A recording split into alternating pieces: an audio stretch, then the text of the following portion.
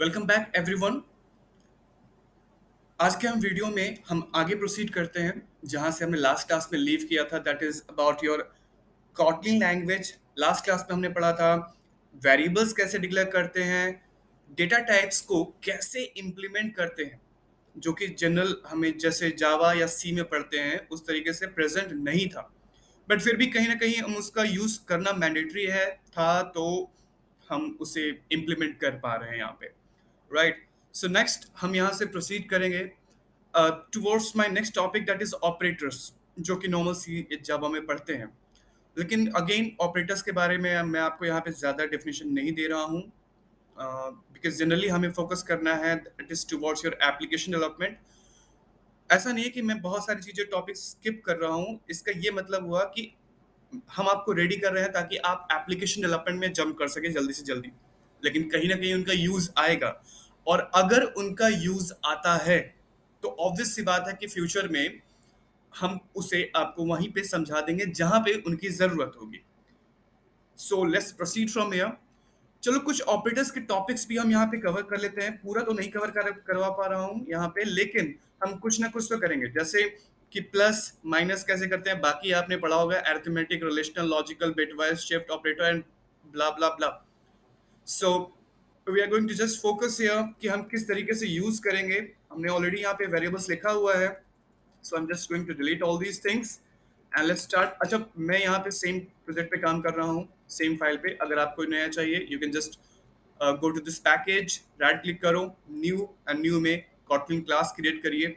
Just right here new Kotlin page, या फिर जो भी आप प्रैक्टिस कर रहे हो उससे रिलेटेड आप अपने क्लास का नाम दीजिए and just practice it here.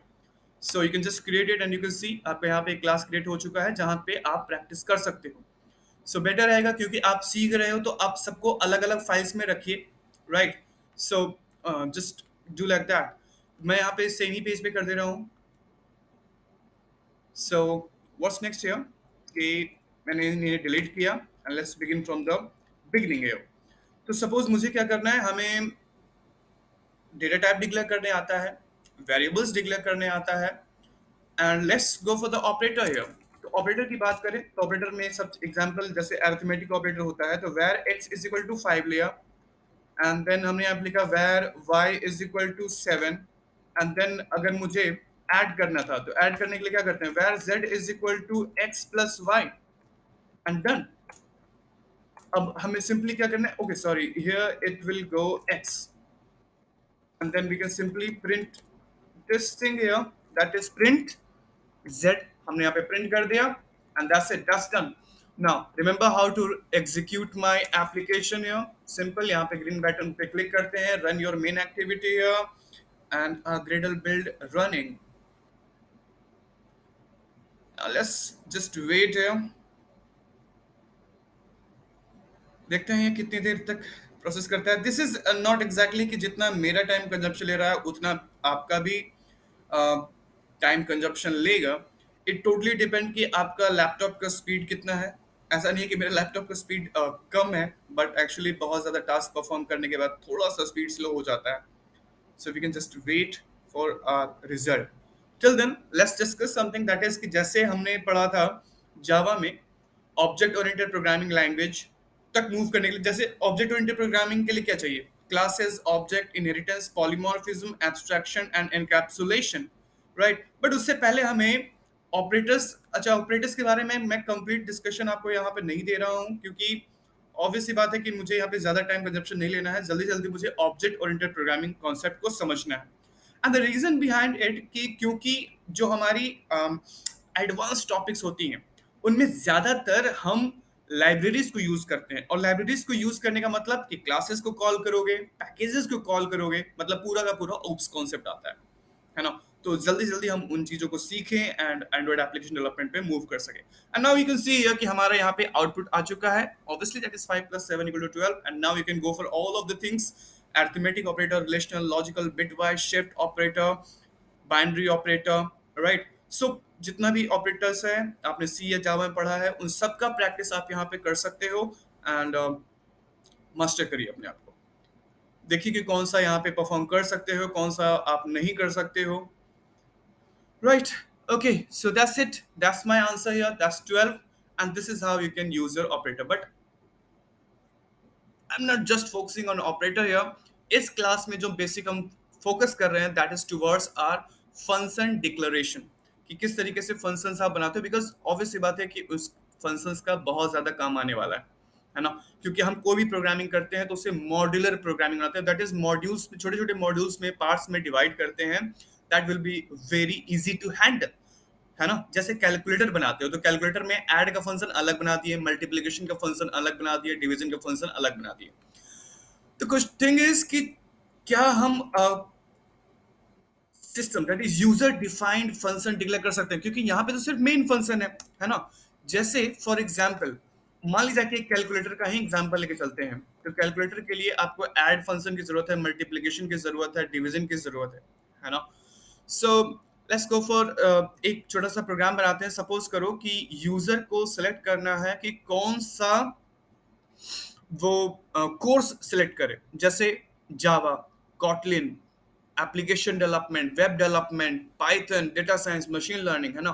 तो यूजर को सिलेक्ट करना है कौन सा लैंग्वेज। तो हमने यहाँ पे एक मेथड बनाया फन लैंग वन नाम से, right.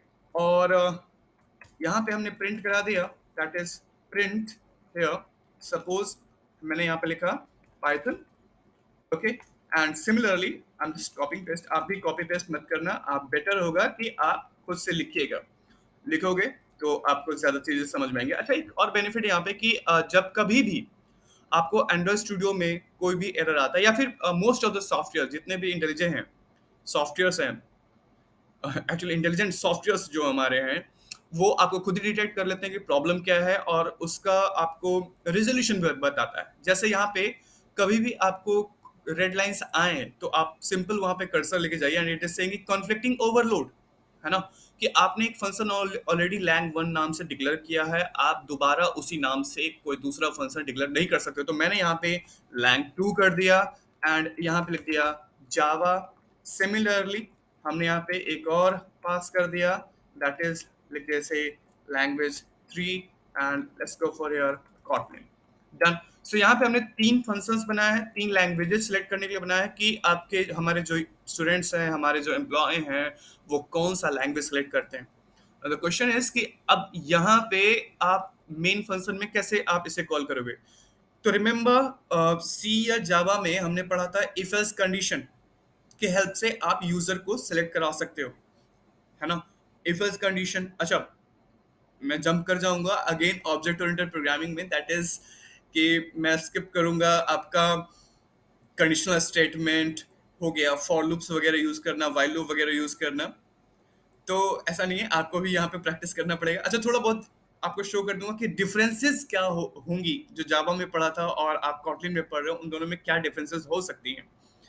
So let's go for this and let's select it. Now the question is कि how to call it. अब जैसे यहाँ पे मेन फंक्शन है, इसे चलाने के लिए तो हमारे पास स्विच है, लेकिन बाकी सारी फंक्शंस को चलाने के लिए हमारे पास यहाँ पे कोई भी स्विच बटन नहीं है।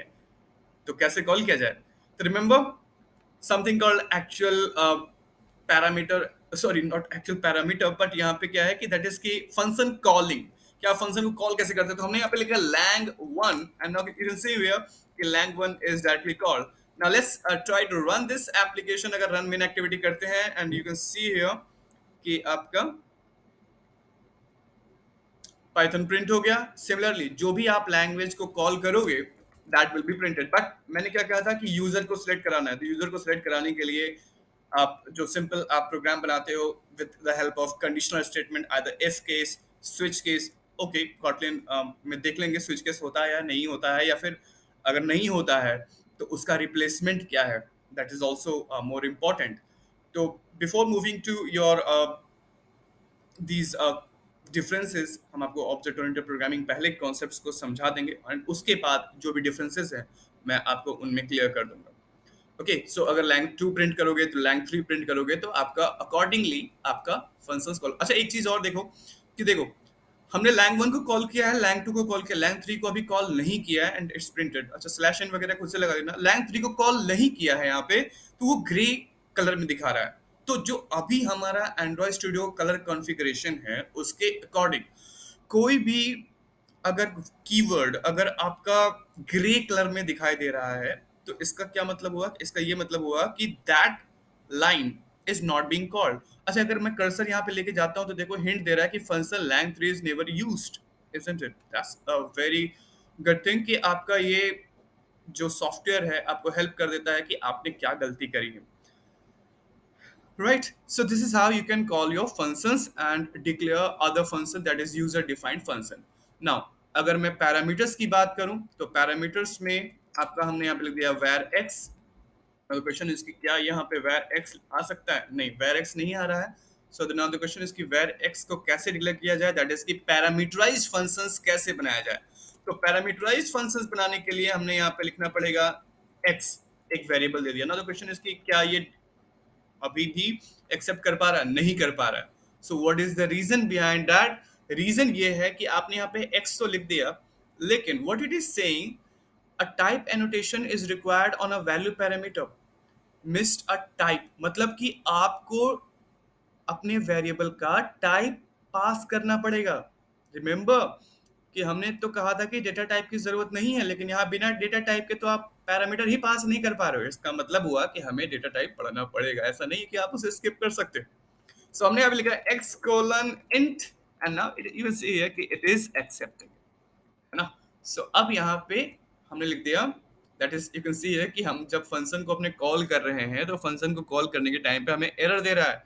ये कहता है no value pass for parameter x, मतलब कि हमें ऑब्वियस सी बात है कि इसको कॉल करने के लिए आपको इन्हें भी बुलाना पड़ेगा। जैसे क्या होता है कि फैमिली फंक्शन में अगर आप किसी को इनवाइट करते हो, तो फैमिली फंक्शन में इनवाइट करते हो तो एक तो होता है कि पूरे परिवार के साथ आइए, या फिर पूरे परिवार को साथ लेके नहीं आना, तो आपको बताना पड़ता है कि कितने लोग आ सकते हो हमारी पार्टी में। सो हमने लिख दिया यहाँ पे 3 एंड यू कैन सी कि एरर रिजॉल्व हो गया एंड नाउ यू कैन सी कि यहाँ पे आपका फंक्शन आप डायरेक्टली कॉल कर सकते हो। And what is that? This is your parameterised function and it's working fine. Similarly अगर मुझे और भी पैरामीटर्स देने हैं तो यहाँ पे कॉमा लगाते जाओ एंड कॉमा लगाने के बाद आप यहाँ पे डिफरेंट टाइप्स के डेटा टाइप पास करते जाइए, या फिर जो भी रिक्वायरमेंट है उसके बेसिस पे आप पास करते जाइए। एरर आएगा उसे रिजॉल्व करते चलिए, समझते चलिए, पढ़ते चलिए। अच्छा, जो भी एरर्स आती हैं उन्हें भी आप नोट डाउन करते चलिएगा। Okay, so this is how you can call your functions. Now one last thing that is कि रिटर्न टाइप कैसे पास करेंगे इन योर कॉटलिन।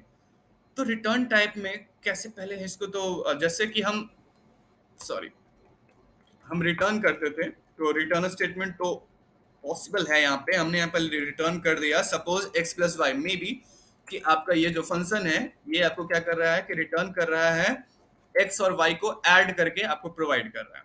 चलो फिलहाल के लिए मैं यहाँ पे पाइथन कमेंट कर देता हूँ एंड इसको भी कमेंट कर देता हूँ, पहले इसको समझ लीजिए।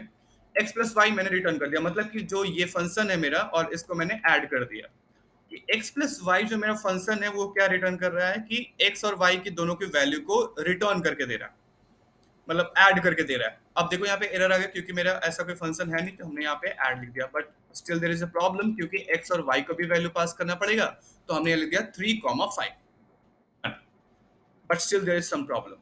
प्रॉब्लम है return x plus y. Why there is an issue, इस कहता है required unit and found int.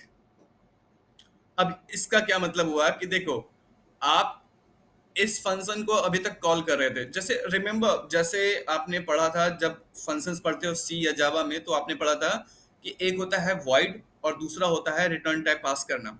अब actually void is also return type, isn't it? तो वहां पे हम पास करते थे इंटीजर, फ्लोट, लॉन्ग, डबल। अब क्वेश्चन ये आता है कि यहाँ पर तो हम ने फन पास कर दिया, तो फिर रिटर्न टाइप कैसे पास किया जाए? तो जिस तरीके से आप वेरिएबल को एक डेटा टाइप प्रोवाइड करते हो, सिमिलरली आप एक फंक्शन को भी आप एक रिटर्न टाइप पास कर सकते हैं।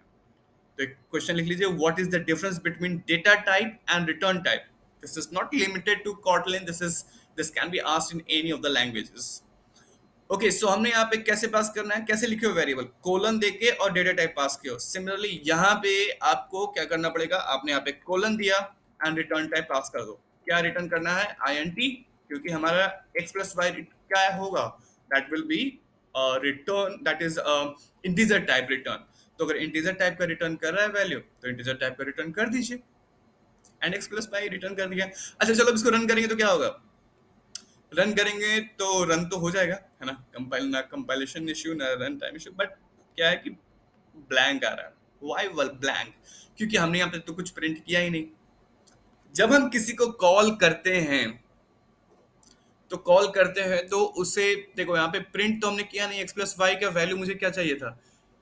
रिटर्न का रिटर्न फंक्शन जो होते हैं हमारे, वो क्या कहता है कि जो भी आप रिटर्न कर रहे हो उसको यहाँ पे रिटर्न तो हो गया, मेन फंक्शन को रिटर्न हो गया, लेकिन मेन फंक्शन में हमें उन्हें उसका यूज भी करना पड़ेगा। मतलब ये जो ऐड फंक्शन है, ये कंप्लीट लाइन जो है, this is holding, sorry, this complete line is holding जो भी आप इस फंक्शन से रिटर्न करा रहे हैं।